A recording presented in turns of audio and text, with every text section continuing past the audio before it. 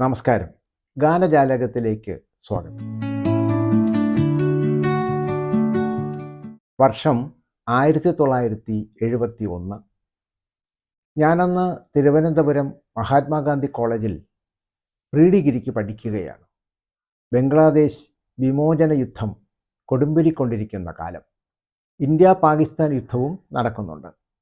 ഒരു ദിവസം ഞങ്ങളുടെ കലാലയത്തിൻ്റെ വിശാലമായ മൈതാനത്തിലേക്ക് ഒരു തുറന്ന ലോറിയിൽ മൈക്കും കയ്യിൽ പിടിച്ച് കൊണ്ട് നമ്മുടെ ഗാനഗന്ധർവൻ യേശുദാസ് കടന്നു വന്നു. ആ ലോറിയുടെ ചുറ്റും മ്യൂസിക് ബോക്സുകൾ കെട്ടിവച്ചിട്ടുണ്ടായിരുന്നു.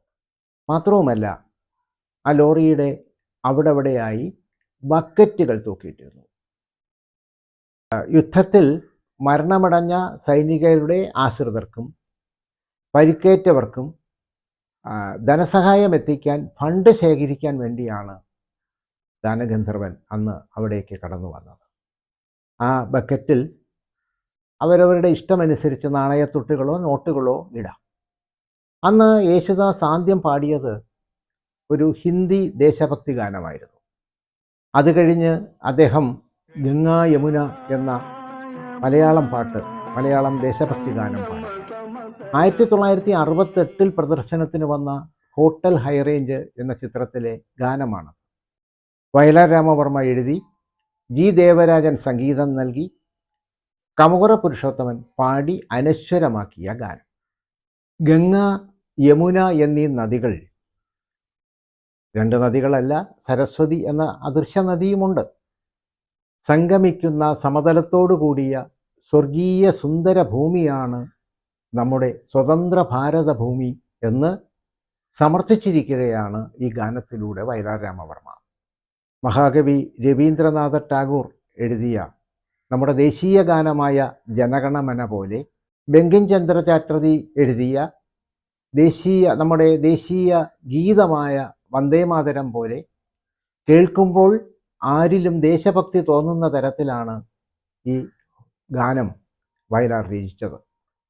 ആ ഗാനത്തിൻ്റെ അവസാന ഭാഗം ഇങ്ങനെയാണ്: ഈ യാഗശാല തകർക്കാനെത്തും സായുധപാണികളെ, കയ്യിലുയർത്തിയ ഗാന്ധീവവുമായി വരുന്നു ഭാരത പൗരൻ.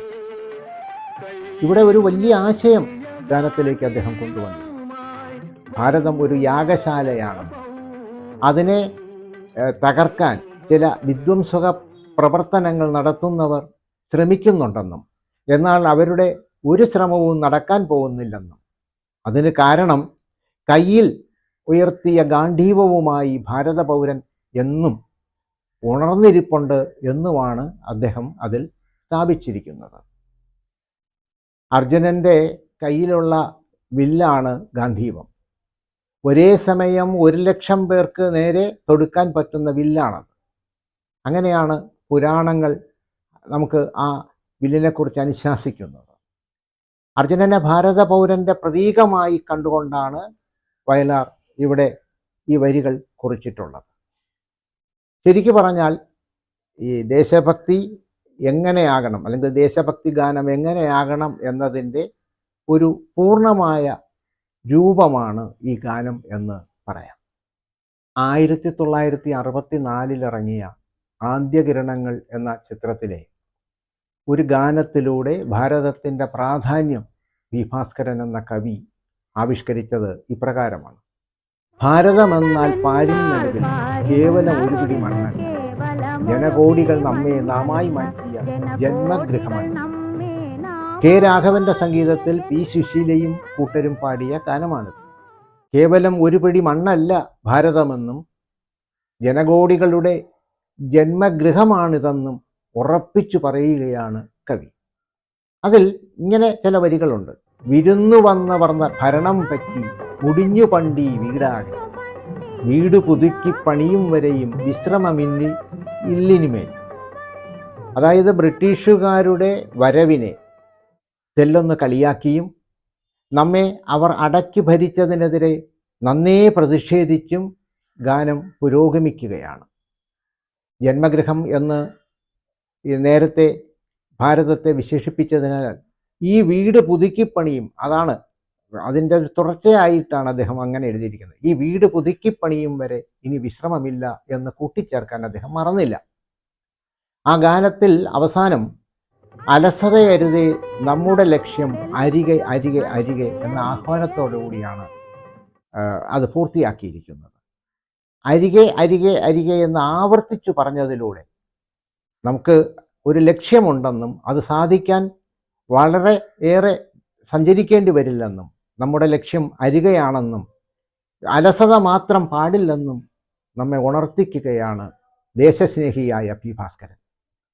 ഭാരതീയ സംസ്കാരം എന്നും തൻ്റെ ഗാനങ്ങളിലൂടെയും കവിതകളിലൂടെയും ഉയർത്തിക്കാട്ടാൻ ശ്രമിച്ച കവിയാണ് വയലാർ രാമവർമ്മ. 1964 പ്രദർശനത്തിന് വന്ന സ്കൂൾ മാസ്റ്റർ എന്ന ചിത്രത്തിലെ ഈ ഗാനം ദേശഭക്തിയുടെ കാര്യത്തിൽ ഏറെ മുൻപന്തിയിലാണെന്ന് പറയാം. ജയ ജയ ജയ ജന്മഭൂമി, ജയ ജയ ജയ ഭാരതഭൂമി എന്ന് തുടങ്ങുന്ന ഈ ഗാനം ജി ദേവരാജൻ്റെ സംഗീതത്തിൽ യേശുദാസും തിരുവനന്തപുരം ശാന്തയും ചേർന്നാണ് പാടിയിരിക്കുന്നത്. ജയ എന്നാൽ ജയിക്കട്ടെ എന്നാണ് അർത്ഥം. ഇവിടെ ജയ എന്ന വാക്ക് ജന്മഭൂമിക്ക് മുമ്പായി 3 തവണയും ഭാരതഭൂമിക്ക് മുമ്പായി 3 തവണയും വയലാർ പ്രയോഗിച്ചിട്ടുണ്ട്. ജയിക്കട്ടെ എന്ന ആ ആഹ്വാനത്തിന് ബലം നൽകാനാണ് അതിൻ്റെ ആവർത്തനം കൊണ്ട് അദ്ദേഹം ഉദ്ദേശിക്കുന്നത്.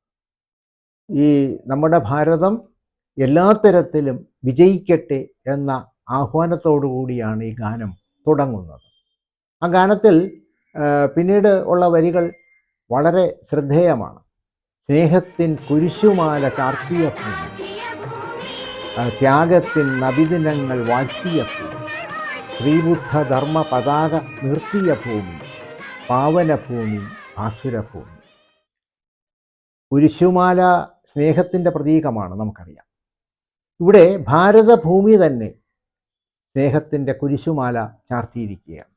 മുഹമ്മദ് നബിയുടെ ത്യാഗത്തിൻ്റെ ദിനങ്ങൾ വാഴ്ത്താനും ഭാരതമണ്ണ് മറന്നില്ല.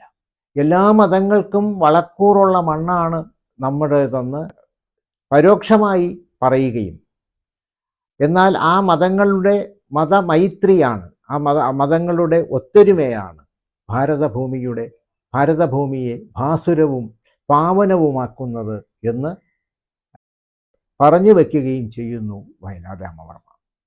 1975 വന്ന പിക്നിക് എന്ന ചിത്രത്തിന് വേണ്ടി ശ്രീകുമാരൻ തമ്പി എഴുതി MK അർജുനൻ സംഗീതം നൽകി P ജയചന്ദ്രനും മാധുരിയും കൂട്ടരും പാടിയ ഗാനം നവീന ഭാരതം കെട്ടിപ്പടുക്കാൻ തങ്ങൾ പ്രതിജ്ഞാബദ്ധരാണെന്ന് യുവാക്കൾ പാടുന്നതാണ്. ശില്പികൾ നമ്മൾ, ഭാരത ശില്പികൾ നമ്മൾ, ഉണരും നവയുഗ വസന്തവാടിയിൽ വിടർന്ന പുഷ്പങ്ങൾ. ഇവിടെ ശ്രീകുമാരൻ തമ്പി ഓരോ വാക്കും ശ്രദ്ധയോടെയാണ് പ്രയോഗിച്ചിരിക്കുന്നത്. നവയുഗ വസന്തവാടി, വസന്തമാകുന്ന വസന്തത്തിൻ്റെ പൂവാടിയിൽ വിടർന്ന പുഷ്പങ്ങൾ. യൗവന യുക്തരായ ആൾക്കാരാണ് ഇത് പാടുന്നതെന്നതുകൊണ്ടാണ് വിടർന്ന പുഷ്പങ്ങൾ എന്ന് അദ്ദേഹം പ്രയോഗിച്ചത്. അതിൻ്റെ പ്രൗഢി മുഴുവൻ ഈ ഗാനത്തിൽ കൈവന്നിട്ടുണ്ട്.